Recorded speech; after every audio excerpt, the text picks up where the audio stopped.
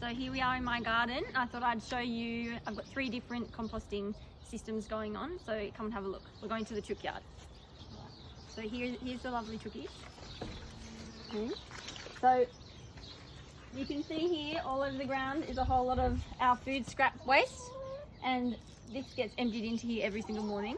My daughter Ollie comes in and throws it on the ground. So obviously this is decomposing all the time. Like, it would be a mountain, literally a mountain, if it wasn't decomposing. So the chooks eat quite a bit of it, which obviously then turns into their manure, but they also are really brilliant for using to compost things, because they'll scratch it, mix it around, it gets mixed with dirt, it gets aerated all the time. They're constantly moving it around for you.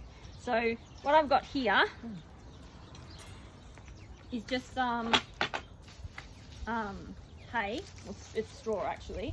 It's just some straw. So what you find is, because we're putting a whole lot of food scraps in here, as well as the manure from the grain that they're eating, and the veggies that they're eating, it can become smelly if you don't put some dry matter in there as well. So during summer, the lawn is enough because it dries so quickly. So even though the lawn clippings, so we'll sometimes use the lawn clippings. If there's a whole lot of leaves, all our autumn leaves were actually raked up and put in here, and they've already decomposed. That's how fast that happens. And this is just some straw that's going over the top of this, because we've had quite a wet season. So it has been getting quite wet. I'll go the other way. And it also encourages the chooks to dig and scratch around in it as well. So you're adding this dry matter, which is helping with the balance of things inside here. But also you're then encouraging the chooks to help with aerating it. So they're mixing their own manure with all the nutrients from your food scraps. So the soil in here is full on potent stuff. So as you can see, the mulberry tree loves it. That's a very, very happy mulberry tree. And I'll just dig a little hole so that you can see the difference in the soil. So this, what is on top on this soil, this is actually compost. And you can see that right there. It's rich, rich, rich, dark humus. So when I pot up a plant or plant something into the garden, I will come and take a layer of the top of the soil in the chook pen. So it's like a constant thing happening. And then if I can give you a bit of a soil profile in here.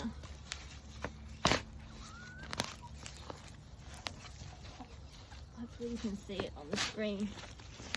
But there's literally a line where it turns into the dirt about there. So there's this full layer that's just got so much organic matter going into it all the time, because of the chooks and the inputs from our household as well.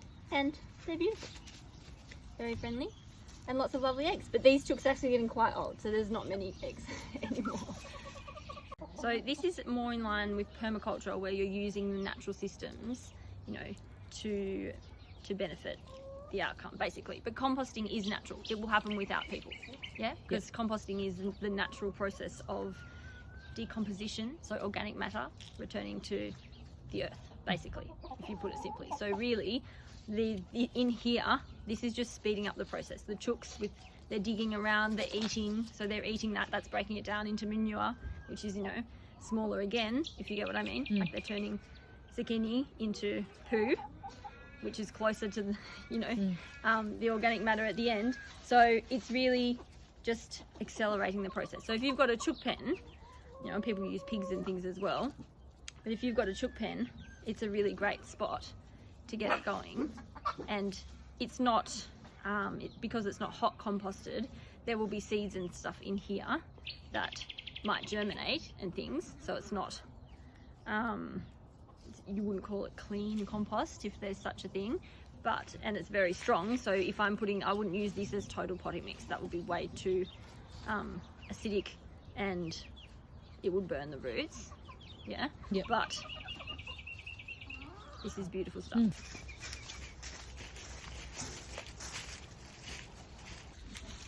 So this is buried in the back part of the garden, but this is my hot composting spot in the back here. I've just built some crates and things, and the allets added to get rid of the too many big gaps.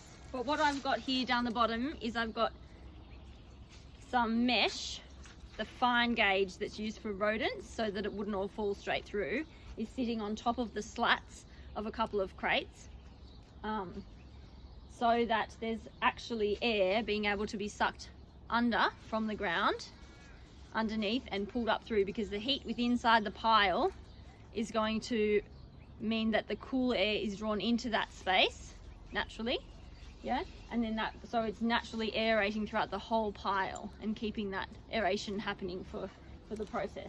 But so this is actually completely decomposed.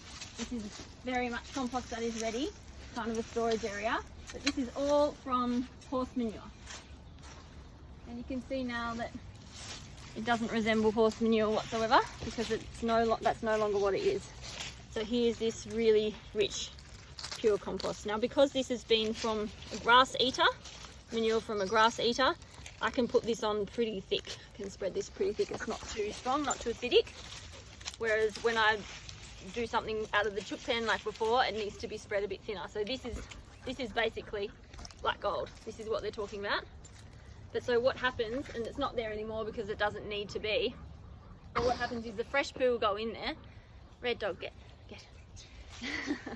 The fresh poo will go in there, and then it'll get covered in a tarp, and then the tarp's held down by a couple of bricks, and that's to maintain the temperature within there and also the moisture levels, because if it rains, then it's going to get too wet. If all the moisture from the poo itself is allowed to escape, then it gets too dry. So that tarp is actually, again, a way of modifying the environment to bring about the process a bit faster. And how long do you leave the tarp on? The tarp stays on until it's ready, so about 3 or 4 months. Okay. In summer, that's much faster because it's so much hotter. And then do you use it all and then start again? Yes, so we did have a pile, just a huge pile in the middle of the lawn that wasn't lawn because it was a drought when we did it. So we just made a really big pile right in the middle of where the lawn used to be in the drought. So that pile's gone now, and then we've just got this, so it's time to get some more. Anyway, so let's have a look. Here's the worm farm. Open it up. We've got the worm blanket to keep everything nice and warm and moist.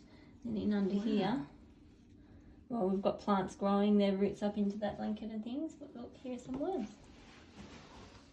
You see them all? Now all these little white critters are called white springs, and they're happy coexisters in, what are they? White springs. So for a while I was like, oh god, I've got like lice or something, but no, these are just beneficial little bugs. That don't hurt the worms and just aid with the decomposition process. So I've also got a whole lot of leaves just from the garden on top there too, because I was finding that when it rained for a number of days, all the worms would just escape to get away from the wet weather, which obviously they're not getting wet in the rain, but they'll feel the difference in the humidity, and they were all just bailing and then dying on the floor.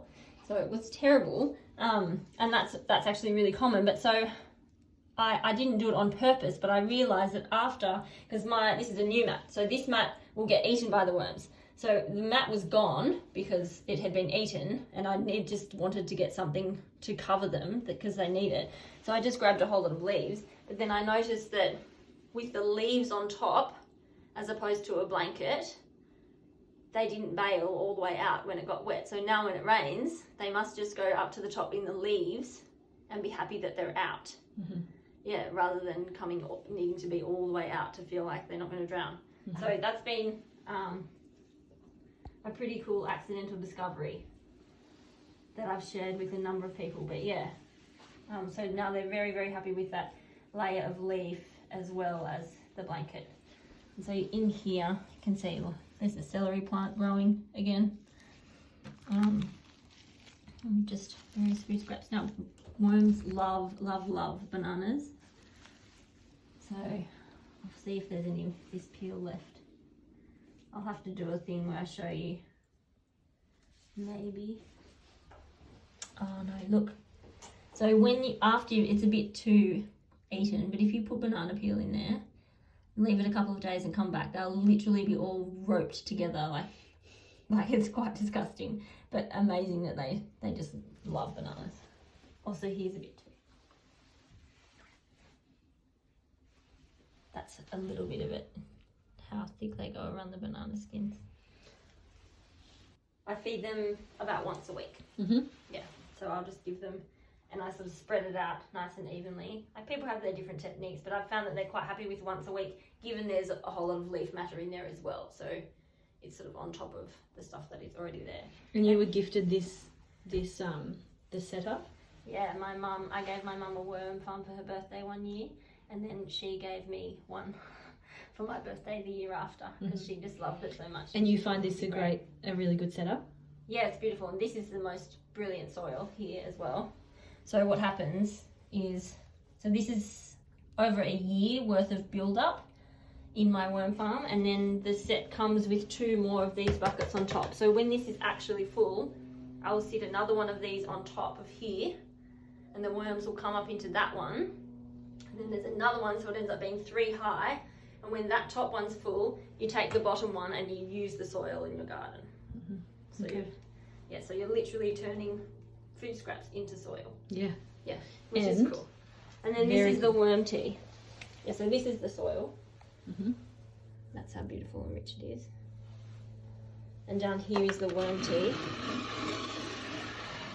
So you need to keep it moist, and you need to sort of flush it with water every now and then. It's called leach it, to keep the balance happy, because if this was in the ground, all the worm wee and things would go into the soil and spread out. But because it's a closed environment, we need to enable it to get out, and that's why we will, after you feed, then you'll wet it through, and it'll come through and drain out and then into a bucket.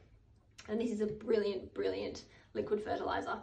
Like, indoor plants, outdoor plants, so you dilute it 1 to 10. My mum doesn't dilute it at all. She just throws it straight on, and her pot plants have never, ever, ever looked happier.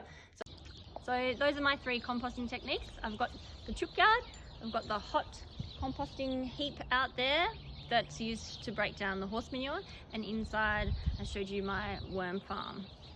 Next week is our Q&A session, so if you're just starting up with your compost, or you've tried before but had a few difficulties, then make sure you come into the group chat or send us through an email with any questions for your troubleshooting, and we'll give you a hand.